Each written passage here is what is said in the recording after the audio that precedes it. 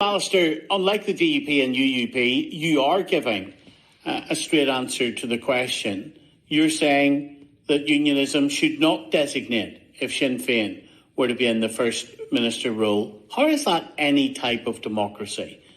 As Pater says, heads unionists win, tails nationalists lose. How is that part of this democracy? Well, how is the present system part of democracy?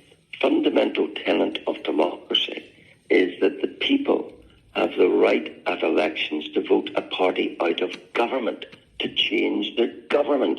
The whole poisonous intent of mandatory coalition is to deny the people that right. You cannot change your government in Northern Ireland because of the iniquity of mandatory coalition, and therefore it is not a democratic system to start with. And I've never been in the business of sustaining this undemocratic, dysfunctional system. Not only can you not vote a party out of government, but in order to be in government, you don't have to be agreed about anything. But within the system... And no wonder then every day and daily we see it fall apart. And I will talk to you about your view in a moment. But within the system that we have, if that is the system with which we enter this election, that you take part in it and the other political parties take part in it, how can any nationalist have confidence in this forthcoming election if you lot are saying, if you win, you're First Minister, if you don't, there's no way a nationalist will be? How is that not Northern Ireland 2021? So I've never been a disciple of or endorser of this system. I've always said from day one. But you're going to participate in it, aren't you? I'm going to afford the people the opportunity to agree with me at the polls. That is an element of democracy, but I'm very saddened that the people of Northern Ireland are denied the most fundamental right, which exists everywhere across the world in a proper democracy, to change their government.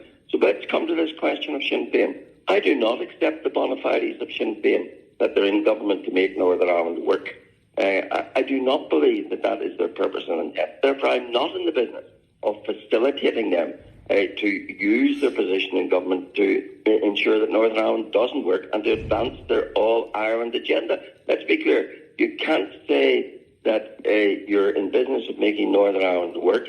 You can't make Northern Ireland work and then say that you need an all-Ireland. That's why they're ideological. Well, of course you can. You can have the political objective for an all-Ireland, but until that happens, you can try to make Northern Ireland as prosperous and as welcoming and as efficient as possible. And that's what Sinn Féin would say they're doing.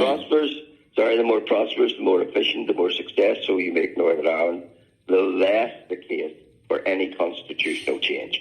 And Sinn Féin's primary overriding goal is constitutional change. That's why they supported the IRA for years. And that's still their intent, to destroy Northern Ireland. So I've never been in the business of making Sinn Féin even Deputy First Minister, and that's why I put it out to those unionist parties who go round the country saying, you must vote for us to stop Sinn Féin. But they won't answer the question, will they take the option of stopping Sinn Féin? If Sinn Féin were the biggest party, the only way they can ever be First Minister is if they find some stooge to act as Deputy First Minister. That's why I've raised this challenge. Will the DUP, will the Ulster Unionists, in those circumstances, enable Sinn Féin by nominating a deputy? There's not much point saying you're against Sinn Féin, you don't want a Sinn Féin First Minister, if by nominating a deputy, you crown a Sinn Féin First Minister. That's the question. So you're entering the forthcoming election on the basis of, even if you get a significant mandate, you will not accept the post of a minister in that executive? Absolutely, because I do not accept mandatory coalition. Mandatory coalition has been a curse in this country. It has brought us the worst dysfunctional government we could ever have.